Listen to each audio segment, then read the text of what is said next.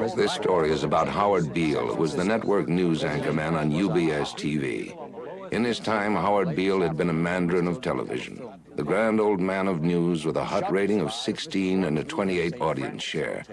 In 1969, however, his fortunes began to decline. He fell to a 22 share.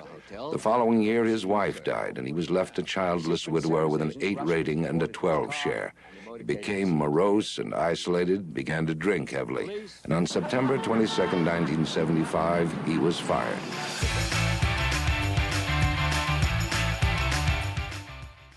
So, the network.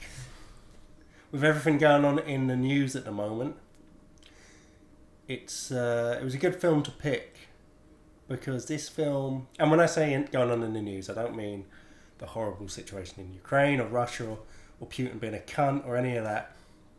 But what I mean is just the fact that I don't watch the news. I stay away from the news on purpose, except for when something actually big's going on, because a lot of time people will be like, oh, this is the thing you're supposed to be angry about this week, and I listen to it and I'll be like, that doesn't actually sound like a big fucking deal at all. I don't care about that. And then very rarely there actually will be a huge event like this, or Brexit, or Trump, or 9/11, or whatever the fuck, and I'll be glued to it. But most of the time I think news is complete bullshit. And what I mean by that, I'm not saying conspiracy, it's all blah blah blah, but if you don't think there's a narrative that's been put out and being controlled to an extent, and I don't even mean like an overarching Illuminati all in a room with puppet strings, but if you don't think angles are being met or interests are being catered to in a clusterfuck, not as one whole direction, if you don't think it's a business, then I don't know what to say to you. Like, you gotta be deluded, because come on, like, we all know it is really deep down. Well, yeah, I mean, I don't know.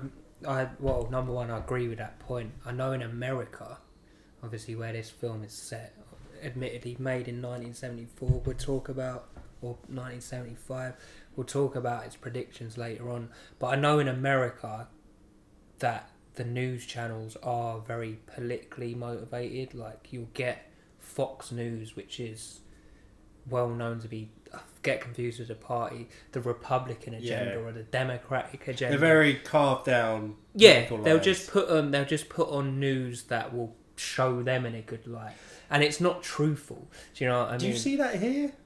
You do see that here, but I don't think there's as many.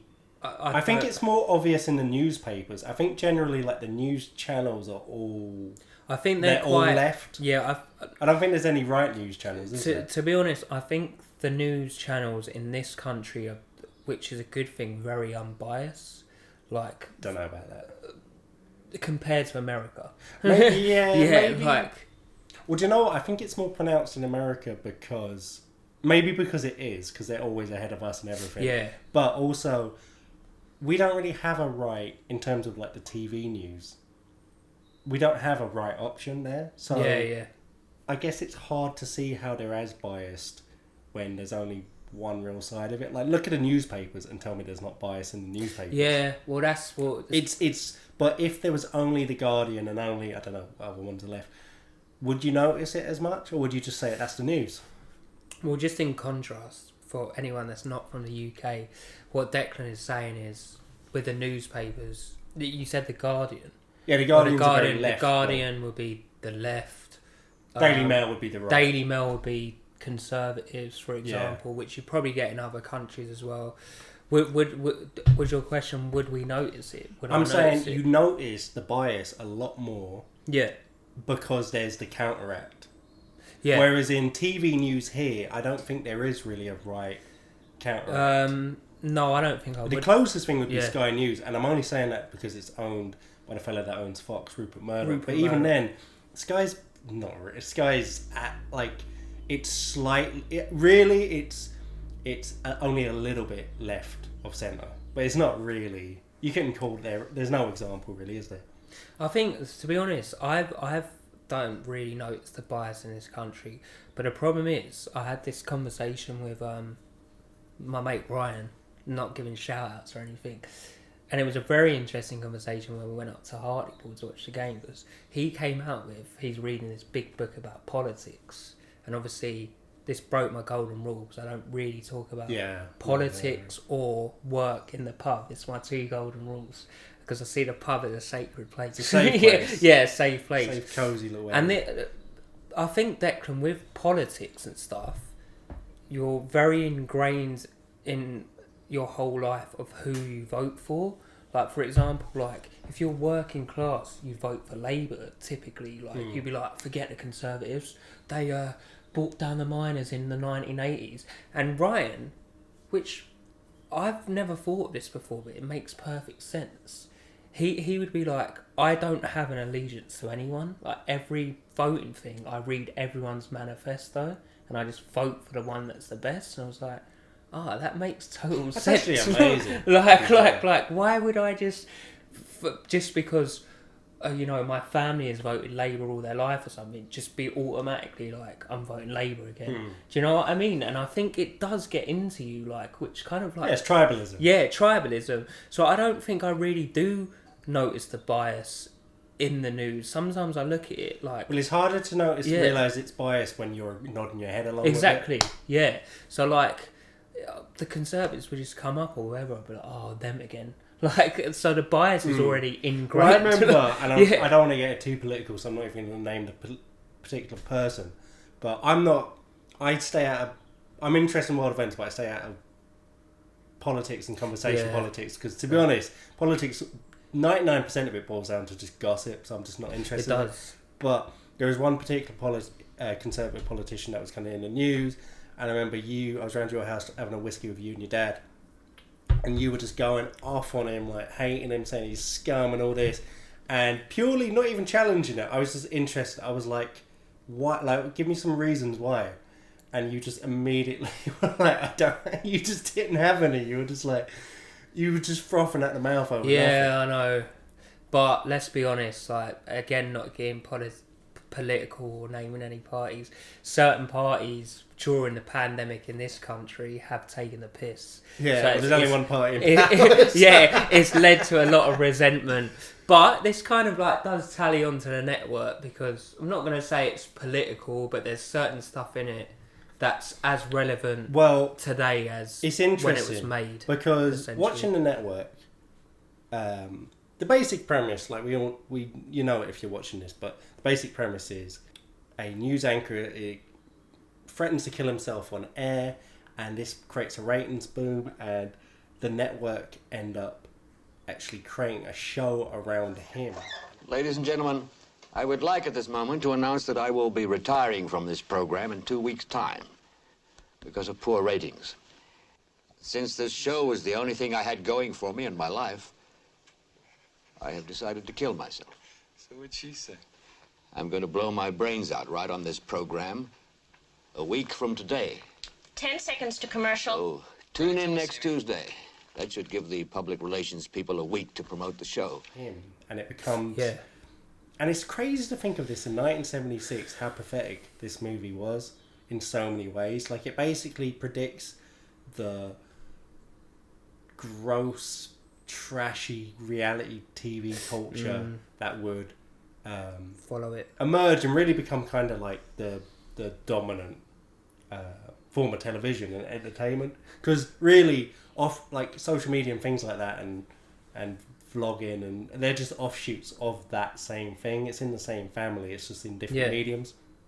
So the movie's so clever in so many ways in terms of that. But what's interesting, like you said, it's not political, and I actually kind of, in a weird way, it's hyper political, in another way it's not political at all, because it transcends politics. It's more, the writer, and I mean the screenwriter, obviously has big ideas and opinions about the way the world works and things that are wrong with the world, and he very cleverly creates nearly a writing device in Howard Beale, how he finds himself having the hottest show on television where all he does is rant and rave. It becomes the perfect way of channeling all the writer's rage, because I refuse to believe the screenwriter wasn't using that as a cathartic experience. You know what I mean? Like, there's no way he didn't believe a thing.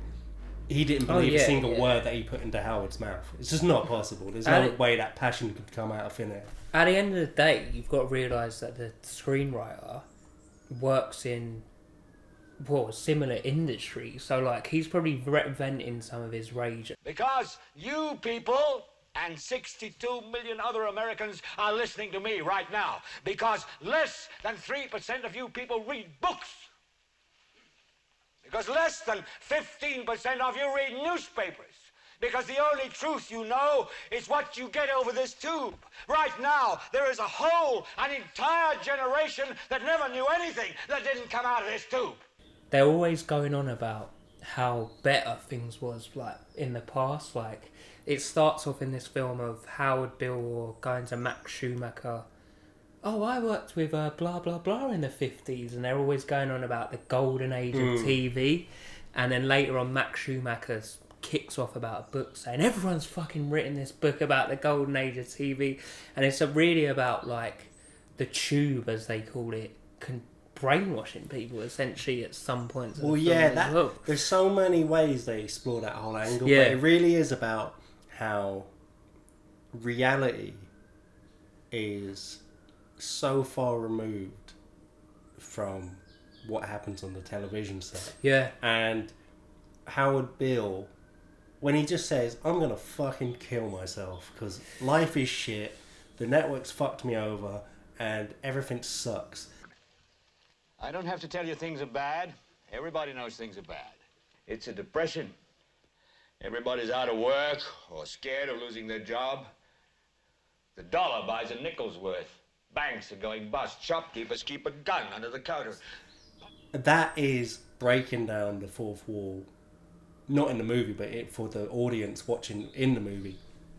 Where it's saying, why does TV have to be all this bullshit? That was a little bit of horrible reality slithering through. And it is so weird how... I think about this sometimes, like, especially when you were younger, how much of your idea of how you're supposed to act and what your life is supposed to be like was conditioned by television. Yeah. Do you know what I mean? Like, the amount of cringy, dumb shit you remember doing. Well, no, because you thought you felt like you were in a fucking movie. For some reason, like, and, well, this is probably a good point, Declan. For some reason, like, being 31 years old, I'd like to tell my audience that for some reason, being 31 years old, I seem to remember vividly, more than anything, the programmes I used to watch as a kid. Yeah. Like, fucking hell, like, I can remember, like, 20 odd years ago, I used to watch fucking Postman Pat or something, like, and it's just, I know all the characters, like Jess the cat, like. Do you know what? You're actually right. Like, if Recess, you think Recess, about all of it. How many memories of playing or interacting with kids can you really remember clearly? It's TV. Like, I guarantee there's a couple, but I guarantee I could remember episodes of fucking Ren and Stimpy, like Mate. that. But tell me one nice memory with my best friend when I was like Exactly. 3, and not 3, that's a bit young, but you know what I'm saying. Yeah, you're so right. And I can tell you exactly. This is gonna sound like this kind of emphasises my point, to be honest, Declan. For some reason, I have a fucking photographic memory of The Simpsons and the episode, and I can tell you exactly when the first time I saw The Simpsons ever. I was round my dad's grandma's house, who's sadly passed away now. We used to call her Big Nanny because she was big English, not like my Irish grandma, who was a lot smaller. So we just say Big Nanny, Small Nanny when you were young. Went round there. She had a really old TV set. She was a heavy smoker, Big Nanny, so everything was like black and covered in that. It was one of those really old ones where you click it, like the channel changes, you click them in to like change it, right, and it was all like static, and you put on channel 4, or was it channel 2, like years ago. I'll tell you, it's the exact episode I can tell you when it was about 10 or 11, definitely in primary school, maybe younger. It was that episode, I remember seeing it, when, you know, Bart, he like sees the Daredevil when he wants to jump. Oh, he tries to jump Springfield Yeah, Canyon.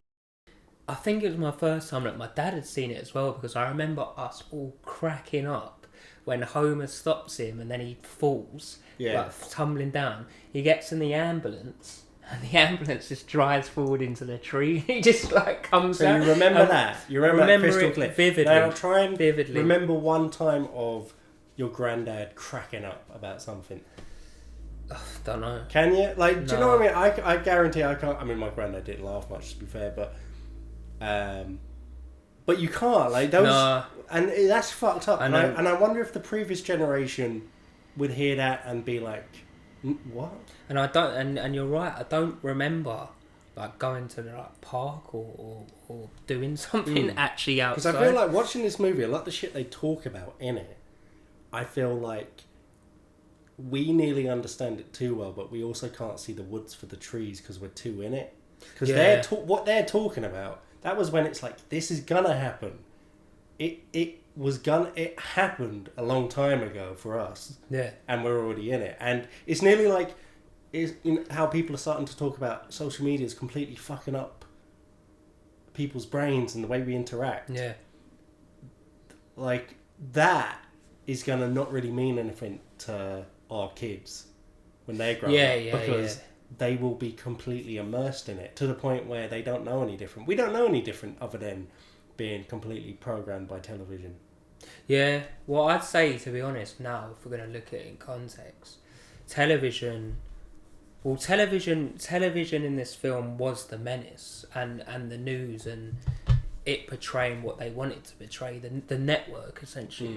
But I'd say now, definitely in our age and time, social media is the menace. Yeah. Because you've got people, they call them the keyboard warriors, who will just get up and go, I didn't like what Ian Wright said on Match of the Day about my team not being good in defence, so I'm going to racially abuse him. And then now they're stamping down on it, but social media is the menace now. Yeah, well, I suppose it's a different sort of menace, isn't it? And also, it is the menace because Facebook have been done, because they done that Cambridge Analytica stuff where they basically manipulated all the data to feed what they wanted to feed into people, and they were trying to brainwash people. Like they actually are. Well, the social media thing... It's fucking crazy. The social media thing's an interesting thing because that you, for the first time ever with the internet and stuff, you have instant feedback on what people are thinking, and you didn't have that back in the day. Like, I work in TV, and I don't know if you know this, but even still today, for linear TV, as in like TV, you just stick it on like 1 to 5, all that. Yeah. The rating systems is so antiquated and bullshit. It is based on just like a tiny number of 5,000 people, and they have special things on their boxes that record what they actually watch. I've heard that. It's complete nonsense. But if you go back even further, it's even more antiquated. In 1976, it would have been completely ridiculous how they would work out ratings, and they would have absolutely begged for something like social media where they get instant feedback. Yeah. But one thing I really liked in the movie was, and it's the most iconic part of the movie, is when it starts off, when Howard Beale first has his breakdown on air and he first gets his show. It doesn't do great at first. It does big numbers, but it's starting to dither and the novelty's starting to go. And it's not until he truly cracks up and he wanders the streets for hours. Yeah, in the pissing rain. And in the pissing rain. Yeah. And he ends up coming into the studio, still in his pyjamas with a jacket on. A raincoat on, yeah. Soaking wet. And he comes into the set and he just goes on air straight away. And that's when he has his iconic line of, I'm as mad as hell and I'm not going to take it anymore. And he starts screaming. I want all of you to get up out of your chairs. I want you to get up right now and go to the window, open it, and stick your head out and yell, I'm as mad as hell, and I'm not going to take this anymore. Open the window, stick your head out and yell, and say, I'm as mad as hell, and I'm not going to take this anymore. And people start actually doing it, and you see people all around the country start doing it, and Diane, played by Faye Dunaway, she starts going and getting them to call the different cities where the show's going out on air and looking out the window it in Kentucky and seeing it. And that essentially was like as close as they could get to social media, of getting that sort of instant feedback of knowing people are really resonating with this guy. Like, it's beyond just ratings. Like, this is a hit. This is amazing. Like, I've got to compare it to, like, I know we discussed Russia already, but, like, the geezer's obviously he is having a mental breakdown. And, like, the way he was just, like, roaming around and, like, chanting and doing stuff, I just immediately thought of Putin. Like, he's gone absolutely mad. Like, everyone's brainwashed by him and, like, taken in by him. And, like, obviously Putin's got his cronies in the Kremlin and are like, yes, sir, yes, like, yes, man. And because the ratings were high, the only one that I think cared for him was Matt Schumacher. And he was like, you're having a breakdown here. I am not putting Howard back on the air. It's not your show anymore, Max. It's mine. I got a hit, Schumacher, and Ruddy doesn't count anymore. He was hoping I'd fall on my face with his Beale show, but I didn't. It's a big, fat, big-titted hit, and I don't have to waffle around with Ruddy anymore. If he wants to take me up before the CCA board, let him. Do you think Ruddy is stupid enough to go to the CCA board and say, I'm taking our one-hit show off the air? And comes November 14, I'm going to be standing up there at the annual CCA Management Review meeting, and I'm going to announce projected earnings for this network for the first time in 5 years. And believe me, Mr. Jensen's going to be sitting there rocking back and forth in his little chair, and he's going to say, that's very good, Frank. Keep it up. Do you know what I See, I 100% disagree with you. For me, in this, Putin was the network exec who comes in later, who delivers that incredible rant, which unbelievably, as amazing as Howard Beale's character's rants are in the movie, the network exec's rant is even better. It's incredible. But he is the Putin character because he is the one who's the shadowy figure. I mean, Putin's not very shadowy, but he's the higher, powerful figure who's trying to control the narrative.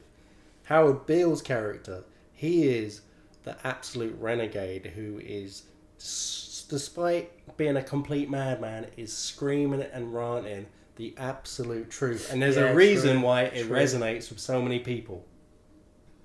It's another angle I found so hilarious that they went down where, first of all, the fact that Diane was pitching a show about a terrorist organisation.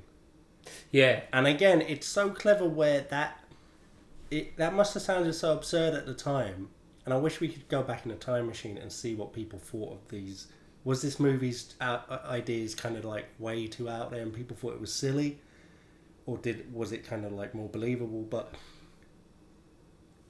obviously, no, terrorist groups got their own reality show, but any fucking idiot gets a reality show now. Anyone gets their own show.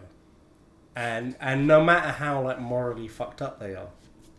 And it was just such a clever way of putting it. But also, I love the fact that, as you see, when they first come in, you remember the first meeting Diane has, where they have like, he has like that fancy Southern lawyer who's talking about he's smoking a pipe, and like, but there's kind of things in this movie that twice it happens where something happens and then everyone chooses to ignore it. Like what? Number one, when he starts saying that he's going to shoot himself live on air, there's only one woman in the whole of the thing. Is like, he just said he's going to I really kill like himself. that as well. And then everyone else didn't take any notes of it. Secondly, when what's the name of the bitch executive who fucking Max Schumacher to try and like... Diane? Yeah, Diane. She meets them to like set up their own TV show. And then they come in and then she introduces herself like white racist or something. And then like the black woman just looks at her and no one else does anything. And I'm like... See, for that... Okay. That to me was... Well, that was not her being honest. That was the fact that was her actually very charismatically breaking the ice. Because these people, the people she's meeting with, are far left-wing radical communists who the person she meets isn't part of that terrorist organisation, but she is in the same circles as them. They're not the kind of people that should really want to hang out with big execs of a corporation that is a news corporation. Do you know what I mean? Like, they basically should hate the establishment. She was acknowledging the fact that we should be mortal enemies, but we're both just people. It was an example of the character's charisma, but also of how crisp the dialogue and the writing is in this movie is yeah. brilliant. Like, because, like you just said, what does that line mean? And it took me that long to explain. Fair enough, the line went over your head for whatever reason, but that line meant all those things at once. So it's really, you just unpack like how fucking brilliantly written this is. I've only seen this once, and there's. You've never seen it? It was once before. No, this is it. Oh, you never seen it before? Obviously, I've seen like the stills of him in the raincoat, like. Yeah. And I think I would have to watch this another maybe 2 times to just get everything that is. Well, I didn't even know. I just assumed you'd watched it before. So what did you think of it? No, to be honest, Declan, sometimes I like to go into this only seeing it once because I think it's a very raw take, and it's kind of good bouncing back when you've probably seen this more than once, and I'm like, I'm not sure about that, and you're like, oh, this is how I saw it, which kind of makes sense. No, but what I mean is, because I would have asked you already, but I just assumed you'd seen it a bunch of times, and you liked it, because even when I said let's do the network, well, I did do the post on it. You were like, the anchor man about but you were like, oh, good choice. But what was your first take? Or like, if I hadn't seen that before and you just watched this movie, would you be recommending it? Would you like? I'd definitely be recommending it, especially with what's going on in the world. I think it's like it's kind of like you know they always go like about the Simpsons, like in South Park, Simpsons did it. Yeah. It's kind of like that. Like from watching it for the first time, I was kind of shocked at how much from what they were doing has come to reality. Like, if you think about it, Declan, I was reading an article about before I came, because I'm going to be honest with you, I saw it once and a lot of the stuff has gone over my head. It hasn't gone over my head because I'm not an idiot in that respect, but there was so much going on and to take in that I don't think that I really... Well, there's also like a movie is always different. You always pick up more details when you know what's coming, so you can just actually look out for it. So that's fair enough. But anyway, so go back to the communist stuff. Yeah. One of the things I loved as well was that you see, obviously, when they come in, the communist girl was very cautious about getting into bed with this network exec. The network, yeah. And as the storyline goes on, you see suddenly they're at this Mason family-esque hideout house. It was weird, wasn't it? With the communist party, not the communist party, but with this little terrorist organisation, and they're working out the contract details, and the girl who's formerly ranting and raving about how everything should be fair and equal and communist ideals is getting irate and foaming at the mouth about minutiae about royalties for if it goes into syndication. You can blow the Seminole prisoner class infrastructure out your ass! I'm not knocking down my goddamn distribution charges!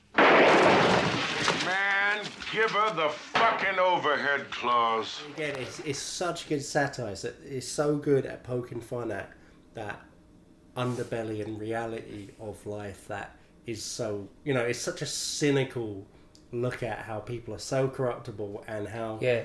At the end of the day, as much as the movie's about what's coming out of the box and how it's shaping our perception and shaping the narrative, it's really also about what our focus goes on to, and what our focus goes on to is trashy, messed up, horrible things a lot of the time. That is what we're interested in. We were talking about before the podcast how would anyone watch a news station that was only dedicated to good news? No, they wouldn't. You wouldn't watch it because it'd be boring. I'm gonna tell the truth about this, Declan.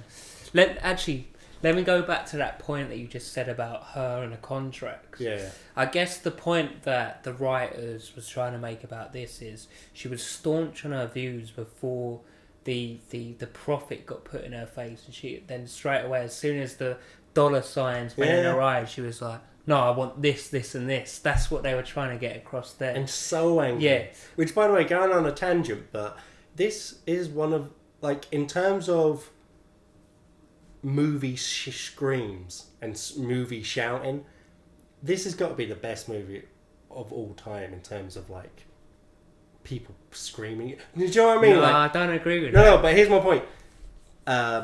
You got the rants, the screaming and the rants of Howard Beale. You got the screaming and the rants of the network executive. You got Diane screaming. You got the black communist chick screaming. Like, at least 30% of the dialogue in this movie is screamed. It's fucking. Do you know nuts. what I'm gonna say? In terms of, there's one film that I just remember for screaming constantly. All right. No, but it doesn't count if it screams in fear. It's got to be actual dialogue. Oh, no, let me just say this point. Yeah. What do you think it is? Like, if you could think of a film, it's not a horror film. It's fucking Indiana Jones 2. Every second the bird that's in it, short round. And like, I remember the first time I watched it, and I was like, to my dad, like, because I saw Indiana Jones 1, I was like, that's getting annoying now. Like, she just keeps like screaming in this high pitched like scream. I got to defend Indiana Jones 2 though. I fucking love Indiana Jones 2, and I never get. And do you know what? Do you want to hear something super annoying about it? Is if you, and I never clocked this until I had this pointed out, but Steven Spielberg, Indiana Jones 2 backwards, his movies were violent as fuck. Yeah, how did they get away with afterwards, it? Yeah. I thought that. After Indiana Jones 2, he completely never really was violent anymore. And it's because he got such a backlash about Indiana Jones 2 being violent. Is it the heart thing? Well, if you watch it, it is like you see. And then he gets the gun. Like, or when the crocodiles are eating the guys. Yeah, it is. But at the same time, it's like, who gives a fuck? I'm so annoyed that he listened to those people. We could have had a second half career of Steven Spielberg with being. Imagine War of the Worlds being actually fucking like being an 18. Yeah. Or being violent. Like he. So anyway. That's just a little potential alternative universe of movie making that could have been. But back to the movie. So, so you have that whole thing. Let's just have a little pause and get our things. But before you go on to another point, the whole thing about rants, people now, in this day and age, present day, have made a career of doing this. Like, I know I always bring him up. Howard Beale, Alex Jones. Yeah. Like, he's just sitting there on a desk like, this is, if you don't understand, like, and it is basically Howard Beale reincarnated. In a way. Well, or David, David Icke. Well, David Icke. Fucking mentalist. David Icke starts talking about, like, the moon is the royal family of lizards. And David Icke's mental. But the thing with Howard Beale is, I resonated with pretty much everything he said. Yeah. And one thing that annoys me, like we were talking about earlier with podcasts, and I never finished my point, but the thing that makes me sad about how podcasts have gone now is that it feels like everyone's a bit afraid to really speak freely. People don't do it anymore, and partly it's because of cancel culture and all that, and partly it's because podcasts aren't something that like 40 people listen to anymore. It's something that millions of people, sometimes tens of millions of people, depending on the podcast, listen to. And they actually have influence, and also the legacy medias recognise that they have influence and they don't like it, so they're actually actively attacking them in certain cases. But it makes me sad because I get the idea behind political correctness, but I hate what it really actually represents when it's put into practice the way it is. Because it stops people from speaking freely. Like, it's beautiful to hear someone saying a point. You know when you say a point where you nearly laugh, but it's not laughter like that's funny, it's laughter like you're nodding like that's so true, you put something beautifully put. And in order to try and do that, the stuff that is occasionally offensive comes from the same place as the stuff that's insightful. If someone's just actively saying something horrible and being offensive, then that's different. But I just hate the fact that PC culture attacking people over the littlest thing, or what they, not even what they said half the time, what could be inferred from what they said, what they might have been saying, even if you pretty much know that's not what they were trying to say. What that means is that people don't speak freely, and you're closing, you're basically it encourages phoniness, and the more phony people are, the less interactions they have with each other where that are true and genuine. And I don't want to. We were speaking about this before in the podcast relativism, where sometimes someone will think, I can't. Why am I moaning about a bad day? Because someone else is in a wheelchair or someone's in Ukraine right now getting bombed. But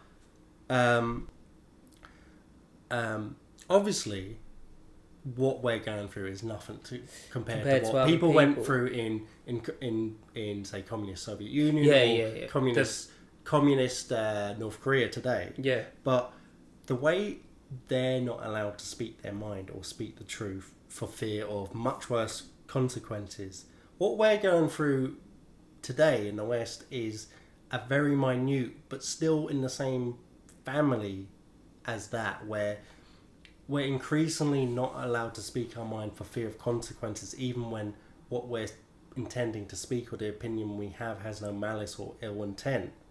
And what you get is just increasingly people not allowed to speak their mind. And I feel like when you're not allowed to speak your mind, or when you feel like you're constantly having your opinions misrepresented, then that makes people go fucking crazy. Does anyone what I said make sense? Yeah, it does make sense. And I'm going to go back to a point we made earlier, because I just realised about that Good News channel. I'll tell you why the Good News channel wouldn't work, because this is a reflection of society as it is today. A lot of people watch the news or whatever because they feel bad, and if they turned on the news and saw, oh, this guy just Good News channel, this guy was homeless and he's just won $2 million, be like, I feel bad. So that's made me feel even worse. I want that guy to feel bad, and it would just spiral out of control. So I always feel like memorable things in movies, you can't really judge that just after you watch the movie.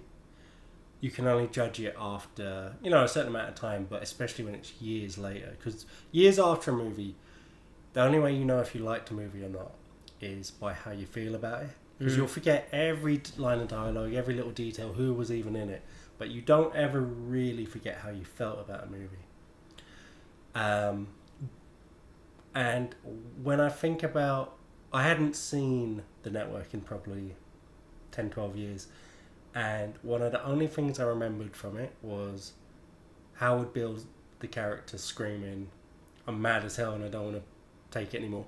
And the other thing was the incredible scene where the head of the network asked to meet him personally and invites him into that small conference room, shuts the curtains, and after being really calm and in demeanour and everything and really like whatever, he just suddenly starts screaming and ranting at the top of his voice. That incredible monologue. You have meddled with the primal forces of nature, Mr. Beale, and I won't have it. Is that clear? You think you merely stopped a business deal? That is not the case. That is the natural order of things today. That is the atomic and subatomic and galactic structure of things today.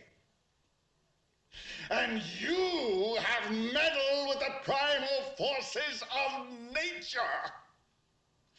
And you will atone.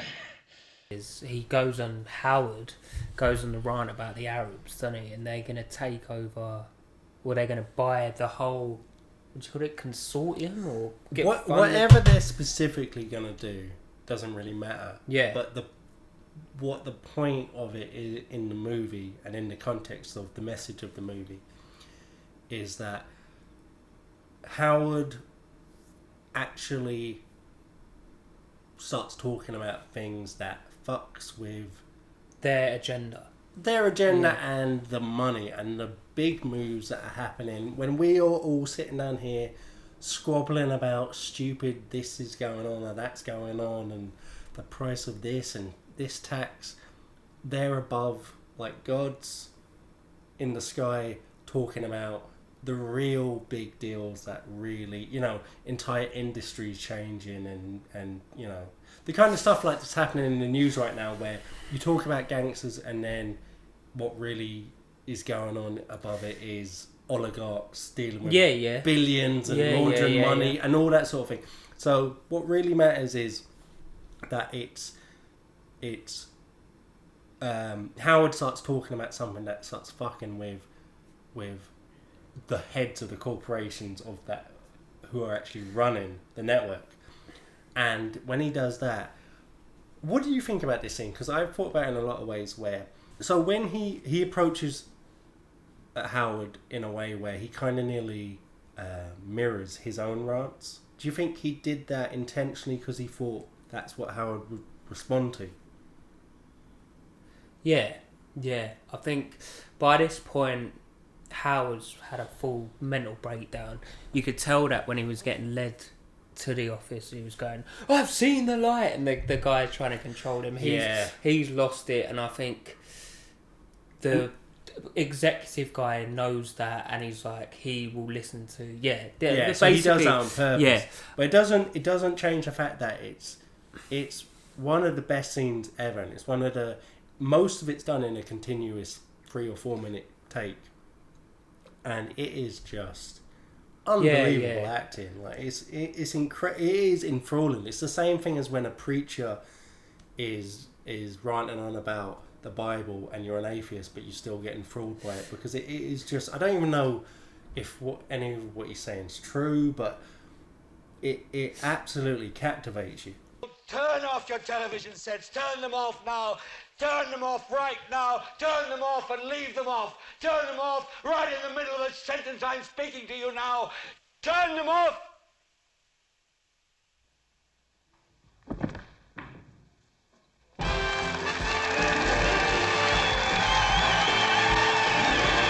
I think my main takeaway from this is basically to do with Howard. You've let the inmate run the asylum, and now it's gone to shit, and you're like, oh, what's happening here? It's basically like Putin and the oligarchs going back to it. It's like they've been doing this for years, and you've done nothing, and now he's finally fully gone full fucking... Sorry for the choice of words, nuclear. It's all too late. Like, do you know what I mean? So, well, the thing is, it's your fault. It perfectly encapsulates kind of what, I guess, the point of the movie, the message they're trying to say about what news as a business is that he gets co-opted by the head of the network, and he starts delivering the message that the network wants to give. And people stop resonating with it. The ratings go down, tumble. The ratings completely go down. And everyone's sitting around thinking, this is the end of our jobs. We're going to lose our jobs. The ratings are terrible. The show's doing... the show used to be number one. It was the biggest thing on TV. And now it's terrible. We're all going to lose our jobs. But the head of the network's happy. Because he doesn't care that it's not making money. He cares that his message is being sent out there, and his narrative is getting put into the minds of everyone watching at home. And that goes back to the beginning where Robert Duvall says in a speech at some conference in the opening 10 minutes that news isn't expected to make money. And that got me thinking at the start, even though I kind of know what the movie's about. I was like, isn't that weird? Like, news is a business, but it's not a business that's expected to make money. Doesn't that just inherently... Like, what enterprise in life isn't expected to make money? Yeah, true. It doesn't make any sense. But it does make sense when you realise that it's not meant to make money directly, but it's meant to make money indirectly in the sense that it's there to control the narrative. That, and then once you control the narrative, you can control all manner of things, which eventually, obviously, it's lying in someone's pockets. Like it's in some way making money for someone. But the fact that they can control the message that people receive. Yeah, I got 2 points of this, and I guess another message of the film is we've talked about the CEO, his own agenda. When he's peddling his agenda, and he's happy, then it's making a hell of a lot of other people unhappy. Because Diane is it?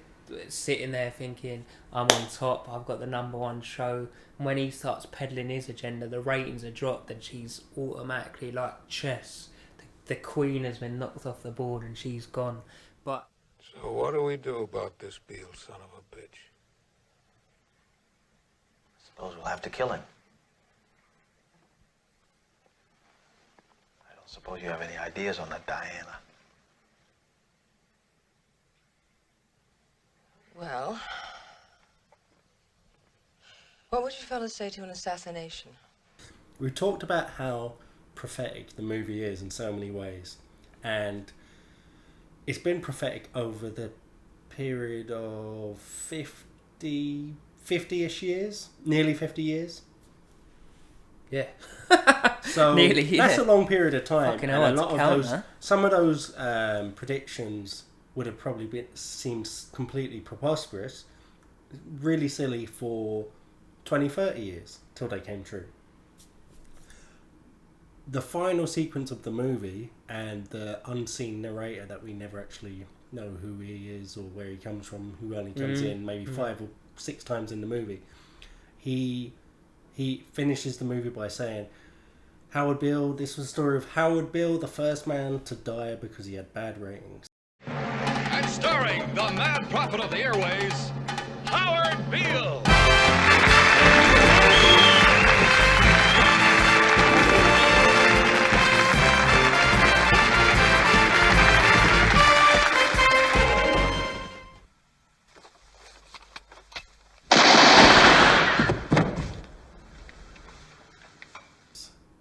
Yeah. And as over the top and silly as that seems, do you think that will be another thing that in 20 years' time people will be saying on a hologram podcast, wow, how did they predict that becoming a reality? Do you think that could ever, or is that just too far? Well, what's going on now? Like, I know I keep harking back to it, but no one thought we'd see a war in Europe. Yeah. Fucking, who knows what will happen in fucking 5 years? Do you think that could ever actually be a possibility? Because I do feel like sometimes. Yes. I do feel like there was that thing years ago where that in Germany where that guy said online someone should come and he put up an online post saying someone should eat my penis with me, and the person showed up and he did it, and the person killed him, and he didn't go. I'm pretty sure I might be misremembering, but he didn't go to prison because they agreed beforehand. I think he went to a mental. Okay. yeah. Well, that doesn't surprise me. But he didn't go to prison. But anyway, is it so crazy to think that reality TV could start? Because they said it in the opening scene of the movie. They said execution of the week. Could that become a thing? Well, didn't they like? Because it's quite interesting because there's so many films about like journalism and like news and stuff like that. Like another one that I watched the other day actually, Nightcrawler. Oh, brilliant! Yeah, like literally, that was brilliant. And like, I know it's a different thing, but Anchorman really like hit on the head. Where it's like, we're gonna do the 24-hour news. It's just gonna be crashes and police chases, and I was like, yeah. And it's kind of like funny how much network it is. Network, not the network, is it? Network, yeah. Like, from seeing this film the first time, I realised how much impact it's had on like popular culture. Like, definitely references in Anchorman. Secondly, references in a Family Guy episode where he goes on the news, Peter Griffin, and there's a whole segment about this really grinds my gears, and I'm sure that's something to do with the network. Like, it's very, very good. Well, you say Anchorman as if it's a silly example. And I know why you're saying that, but at the same time, satire and comedy is sometimes the best way where you can point out the ridiculousness of reality. Yeah, and That's why, like, the network is a satire, and it is. Yeah, it is at the time, especially, it would have been pushing the versions of reality to the absolute extreme to make a point, and those versions of reality that seem extreme back then now are just kind of more commonplace and normal now. Yeah. But one thing, going back to my point about how do you think it'd be possible that someone would ever be killed because they had bad ratings, or more the point they were making at the end, will it get to that point? Could it become that extreme? I think absolutely. First of all, just because things naturally are trending that way, but secondly, because there's absolutely appetite for that, and where there's the appetite for things in life, eventually the market will always move that way. And if you want to know why I absolutely am confident that there's an appetite for that, is that there's a really good podcast by Dan Carlin in his Hardcore History series, where it deals just with mankind's relationship with spectacles, like in ancient times, and like gladiators, for example, or the Aztecs when they used to like no because that was like specifically rituals, but this rituals, I'm talking about when it was purely the entertainment was death, murder, fighting to the death. Well, what would you compare that to now? Like a huge heavyweight boxing. You can't compare it to anything. Massive you UFC can't compare fight. it to anything now. Like, you can try and compare it to things, but you can't compare it to anything because it doesn't really exist. True. Because it's been outlawed in pretty much every part of the world. But there was a voracious appetite for that level of violence and disturbing content. And one of the things is one of the main reasons, even in relatively modern times, why they stopped doing the public hangings and public deaths. Good point. Yeah. Executions in public was because it completely had the opposite effect. Everyone felt sorry for him. No. Rather than putting fear into people, it absolutely got people buzzing. People would be extremely excited, and a lot of the time there'd be riots after public executions just because people would be so hyped up.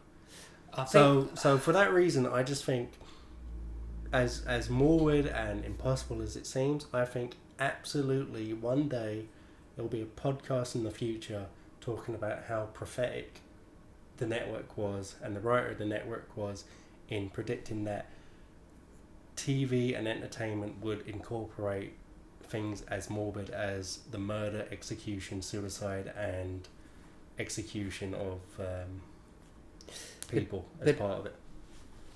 Back to that point you're saying, but it's just human nature, Declan. Like, don't get me wrong. Have you ever been on the fucking, like, driving on the motorway? There's like a crash, and then like it's slow up ahead, and you're like, oh, there must have been a crash. And the reason it's slow up ahead is everyone's slowing down to fucking look at the wreckage, like literally. Yeah, and you're like, it's just human nature. I'm not saying there's anything morally bad about it, necessarily terrible about having a fascination with it, but I'm saying when you can create a product out of that to sell people back to them, that's when you'll start seeing absolutely terrible stuff. What's the name of the exec again? I keep forgetting her name. Diane. The ratings have dropped, and she's like, they're like, there's only one way to sort this out: kill him. At first I thought they were joking, but then I realised that they're going to go through with it. And the Black Militant group, they hire them to like kill him to get the ratings up on their show, basically. And it really reminded me of that last scene. Do you know in The Joker? When he's right, yeah. I'm going to go on I forgot what Robert De Niro's character is, but he's like toying with a gun. Yeah. And I'm like, wow. And I wondered if they got like kind of elements from the definitely network. I thought that as well. Yeah. And definitely once he shoots them, the way it pulls out, you see the different monitors. Yeah. And that was one of the things I thought when I saw the final sequence was I actually wished it was the one part of the movie where I felt the direction and the photography let it down. It actually was in terms of how it was directed and the actual cinematography of that sequence Yeah. was by far the worst part of it. Because it kind of repeated him, like, just dropping. Well, like, also just the way it was shot. Of, Yeah, of him dying. Yeah, and it actually... It lessened the power of that final sequence. Yeah. But still, it's still... for me, it's one of my all-time favourite movies. One of the most unique and distinct and interesting movies I've ever seen. Some of the most memorable sequences ever. And it's the kind of film if you have aspirations to be a filmmaker, you wish you could make a film like that. And if you're a film fan, like I assume you are watching the show, then you'd wish there was more movies like that, because it is just a unique, interesting, bizarre movie that really you can't. There's not many. There's no movies really you'd put in the same bracket as it, would you? I would sort of repeat all your comments and say this is one of the only films that I've seen that have been prophetic. Like, you know, like some of the stuff they've done 50 odd years ago now, which is more than relevant today. I've never seen a film of that ilk, and it's just fantastic. Yeah, it really is Mystic Meg shit. Yeah. That's why you should check out The Network. Where are you going? I want to see if anybody's yelling. Open it and stick your head out and yell and keep yelling. I'm mad as hell! How am I gonna take this anymore? I'm mad as hell!